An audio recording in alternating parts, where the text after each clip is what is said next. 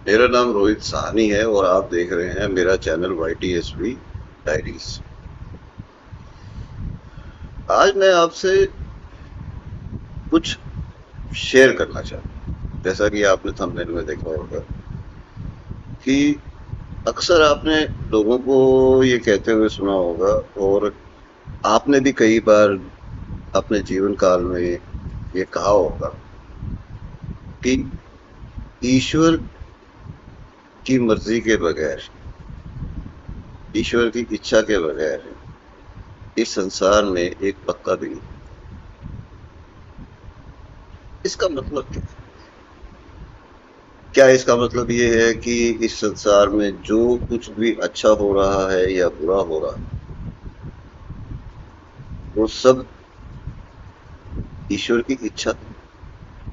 चलिए, अच्छा तो हम बहुत सी चीजें जो हैं जो अच्छी हो रही हैं कि ईश्वर ने हमें ये जीवन दिया। हमारे जीवन के लिए ईश्वर ने हवा, पानी, फल फ्रूट, अनाज सब कुछ दिया जो जीवन के लिए जरूरी है। ये अच्छा है, लेकिन बहुत सी बुरी बातें भी हो रही है, बहुत सी खराब बातें, जैसे चोरी चकारी, लूट पाट, दुष्कर्म, आतंकवादी घटनाएं। क्या ये सब ईश्वर की इच्छा? नहीं, ये ईश्वर की इच्छा नहीं, ये मनुष्य के कर्म।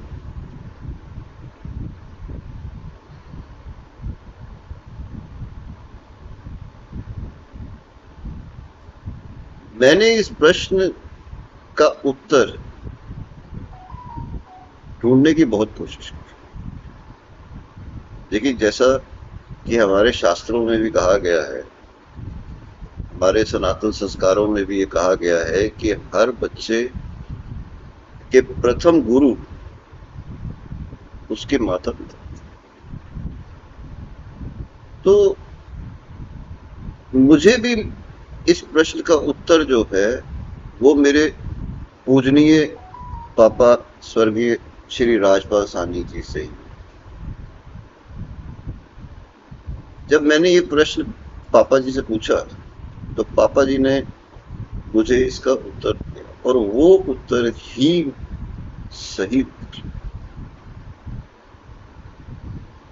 पापा जी ने मुझे बताया कि बेटा, जिस तरह से हर देश का एक संविधान होता है, हर देश का एक कानून होता है, कानून व्यवस्था होती है, इसी तरह से ईश्वर का भी एक संविधान है, विधान है, उनके भी कुछ कानून व्यवस्था है। जैसे हमारे देश में पहले IPC CRPC हुआ करते थे, अब उनकी जगह पर रिप्लेस होकर भारतीय न्याय संहिता और भारतीय नागरिक सुरक्षा संहिता रिप्लेस कर दिया गया है। इसी तरह से भगवान जी ने भी अपना एक विधान बनाया हुआ है, एक कानून। वो कानून कुछ इस तरह से, सबसे पहली चीज तो ये है कि भगवान जी ने 6 चीजें अपने हाथ में रखी।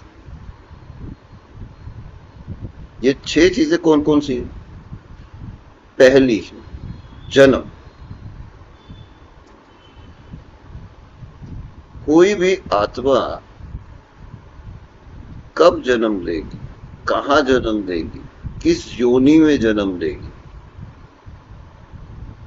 किस कुल में, किस परिवार में, किस शहर में, किस गांव में, किस कस्बे में, किस देश में, किस काल में, संसार के सृष्टि के किस कोने में, किस ग्रह पर, ये भगवान ने लिखा।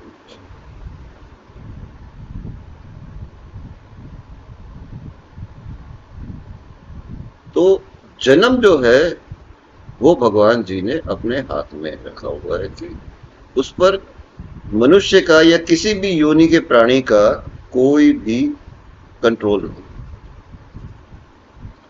दूसरा है मृत्यु।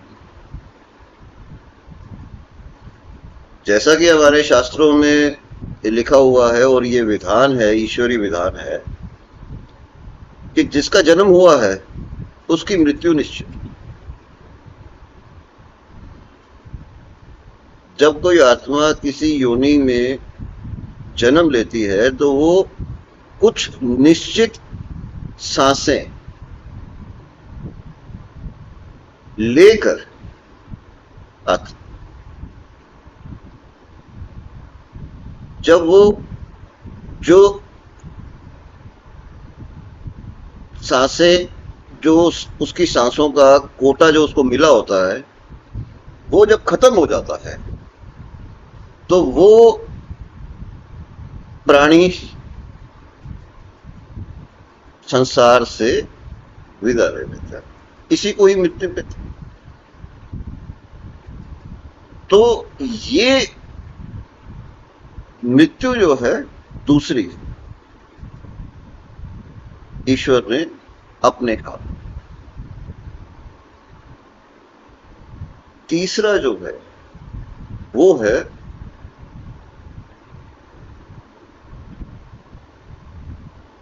लाभ। जीवन में मनुष्य को उसके कर्मों के अनुसार कितना लाभ, कितना धन मिलेगा, कितनी दौलत मिलेगी, कितना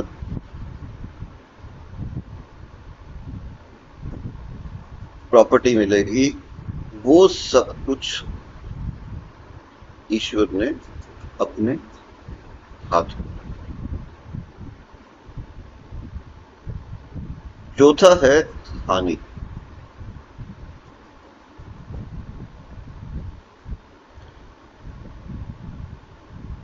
इंसान जब अपने कर्म करता है तो उससे उसे कितनी, उसके जीवन काल में कितनी हानि हो।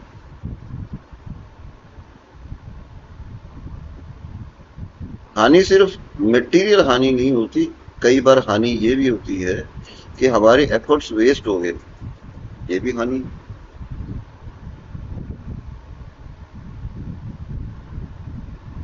तो कितनी हानि हुई। कई बार ये भी होता है कि कर्म हमने किया, मेहनत हमने की, उसका क्रेडिट दूसरे को मिल गया, उसका फायदा दूसरे को हो गया, तो ये भी हानि है। तो हानि कितनी होगी जीवन काल में, ये भी ईश्वर ने अपने हाथ में।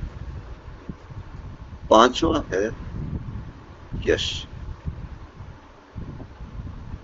यश को आप इस तरह से कह लीजिए कि नेम, फेम और क्रेडिट, आपके अपने कर्मों के क्रेडिट। और बहुत से तो इतने भाग्यशाली होते हैं कि उनको दूसरों के कर्मों के भी क्रेडिट मिल जाते हैं। तो वो कि यश कितना, ये भी ईश्वर ने अपने हाथ। और आखिरी छठी जो चीज है वो है अपयश। अपयश का मतलब डिफेम, डिस्क्रेडिट कितना हो, ये भगवान जी कहते। और कई तो बेचारे, उनके साथ ये ट्रेजेडी हो जाती है कि वो अच्छा करना जाते हैं और बुरा हो जाता है, उनके साथ बुरा हो जाता है। तो ये अपयश है। तो ये कितना, ये भी ईश्वर ने अपने हाथ में। अब ये 6 चीजें जो मैंने आपको बताई, जो ईश्वर ने अपने हाथ में रखा हुआ है, वो है जन्म, मृत्यु, लाभ, हानि, यश, अपयश। इसके अलावा जो सबसे बड़ा भगवान जी ने कर्म का विधान बनाया, जिसके बारे में श्रीमद् भगवत गीता में भगवान श्री कृष्ण जी ने डिटेल में एक्सप्लेन किया।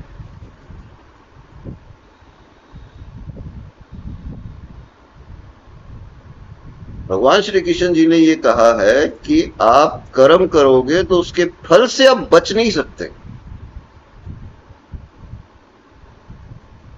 जैसे हम अगर पानी में अपना हाथ डालेंगे और हम ये कहें कि हमारे हाथ गीले ना हो, क्या ये पॉसिबल है? पानी में हाथ डाला है तो हाथ तो गीले होंगे ना। तो कर्म के फल से हम बच नहीं सकते, पहली चीज। दूसरा जो है वो ये है कि कर्म का फल हमने जो कर्म किया उसके अकॉर्डिंगली फल मिलता है। अब हम तो कहेंगे कि हमने एग्जाम लिखा, हम तो कहेंगे कि हम तो मेरिट में आने चाहिए, लेकिन क्या हम रियली डिजर्व करते हैं मेरिट? क्या हमारे कर्म जो हैं डिजर्विंग हैं?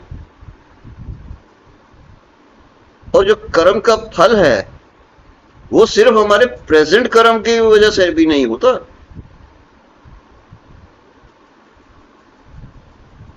वो हमारे प्रीवियस कर्म जो हम लगातार करते आ रहे हैं। और कर्म की डेफिनेशन भी जो है वो आपको बताओ कि 3 तरह के कर्म हम करते हैं। सबसे कम कर्म हम अपने हाथों से करते हैं, जिनको हम कर्म समझते हैं एक्चुअल। उससे ज्यादा हम अपने जीवा से करते हैं, जुबान से जो बोलते हैं।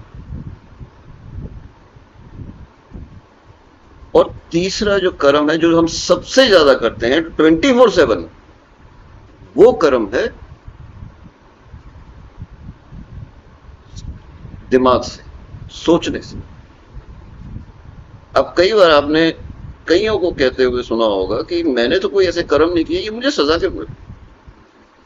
ये सजा इसलिए मिल रही है कि आप किसी के लिए अगर दुर्भावना है, आप कर कुछ नहीं रहे, बेशक जुबान से कुछ नहीं कह रहे, आप हाथों से कोई कर्म उसका बुरा नहीं कर रहे, जुबान से उसका बुरा नहीं कर रहे, लेकिन अगर आप सोच रहे हो ना सिर्फ, तो ये कर्म आपके आपके आपका प्रारब्ध बना रहा है।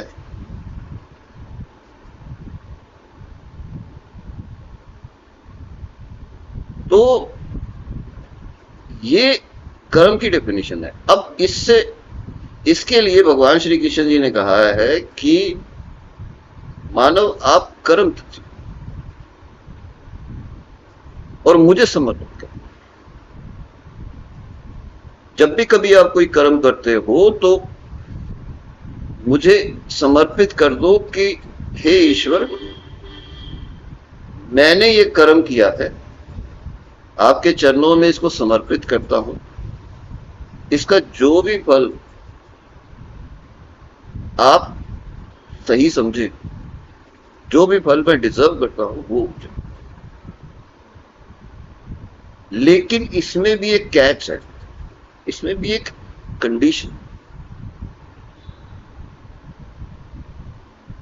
ये नहीं है कि कोई टेररिस्ट एक्टिविटी कर रहा है, कोई डकैती डाल रहा है, चोरी कर रहा है, मर्डर कर रहा है, मासूम बच्चों के साथ दुष्कर्म कर रहा है, मासूम बच्चियों के साथ, औरतों के साथ दुष्कर्म कर रहा है, ब्लैक मार्केटिंग कर रहा है, देशद्रोह का कार्य कर रहा है, तो वो कर्म भी जो है मानवता के खिलाफ काम कर रहा है, तो वो कर्म भी समर्पित हो जाएंगे? नहीं होंगे। उसकी सजा तो लेट सवेर मिलेगी।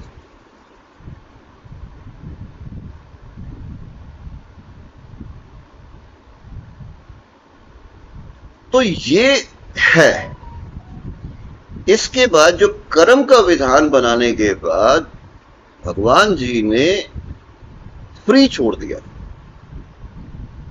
मनुष्य को, कि मैंने आपको 2 हाथ दिए, एबल बॉडी दी, दिमाग दिया, अब आप कर्म कीजिए और अपना भाग्य बनाइए। जैसे कर्म करेंगे वैसा फल मिलेगा, वैसा भाग्य बनेगा। ये उसी तरह से कि जैसे हमारे देश में ट्रैफिक लॉ है कि आप लेफ्ट हैंड साइड ड्राइव की, अब उसके बाद जो ये लॉ बनाने के बाद सरकार एक एक सिटीजन के हाथ पकड़ के तो नहीं लेफ्ट हैंड साइड ड्राइव करवाती, फ्री छोड़ दिया ना, हर सिटीजन को फ्री छोड़ दिया कि भाई आपकी मर्जी है, आप लेफ्ट हैंड साइड ड्राइव कीजिए, आप सेंटर में ड्राइव कीजिए, आप राइट हैंड साइड ड्राइव कीजिए, लेकिन आपको एक दिन उसका रिजल्ट मिल जाए। तो भगवान जी ने भी इसी तरह से, ये जो लोग इस आवरण में कि ईश्वर की इच्छा के बगैर पत्ता भी नहीं हिलता, और इस आवरण में, इस डिस्गाइज में, इस छलावे को में जो दुष्कर्म कर रहे हैं, जो अधर्म कर रहे हैं,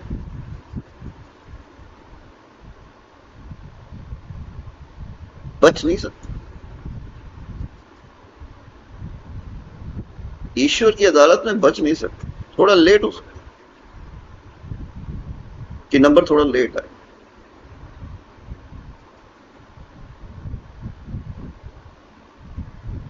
क्योंकि हमारे प्लैनेट अर्थ पर ही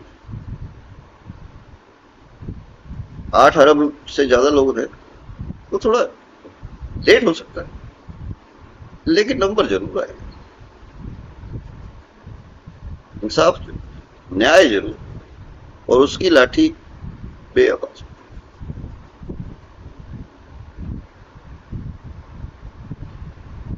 तो ईश्वर की इच्छा के बगैर पत्ता भी नहीं हिलता का मतलब ये है कि हम जो कर्म करते हैं उसका फल हमें ईश्वर की इच्छा से,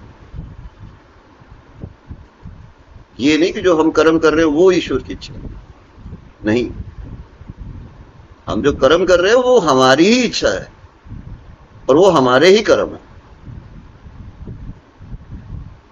जो न्याय हो रहा है ना, जो फल मिल रहा है, वो ईश्वर की इच्छा, वो हमें मिलेगा नहीं मिलेगा, कितना मिलेगा कितना नहीं मिलेगा, कब मिलेगा कब नहीं मिलेगा, ये ईश्वर की इच्छा।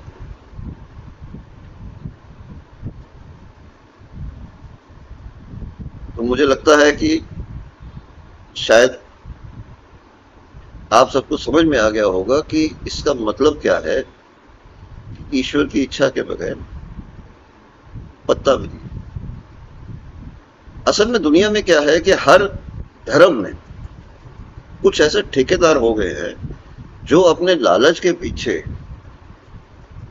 अर्थ की अनर्थ निकालते हैं, और इसी वजह से ये जो एनार्की, ये जो केओस है, ये इसी वजह से। तो आई होप शायद मैं आपको एक्सप्लेन कर सका हूं। बाकी दोस्तों, अगर आपका कोई प्रश्न हो तो आप कमेंट कर सकते हैं, मैं कोशिश करूंगा कि आपको रिप्लाई करूं। और मैं एक चीज आपको और बता रहा हूं कि मैं श्रीमद् भगवद गीता, संपूर्ण श्रीमद् भगवद गीता की सीरीज पर हर एपिसोड में हर वीडियो में एक एक चैप्टर को मैं एक्सप्लेन करूंगा, तो मैं वो बना रहा हूं। आई होप आपको पसंद आएगा, और आपको अगर ये वीडियो पसंद आया है तो प्लीज मेरे चैनल को सब्सक्राइब कीजिए, नोटिफिकेशन बटन जरूर दबा दीजिएगा और लाइक कीजिए, शेयर कीजिए। जय श्री कृष्ण।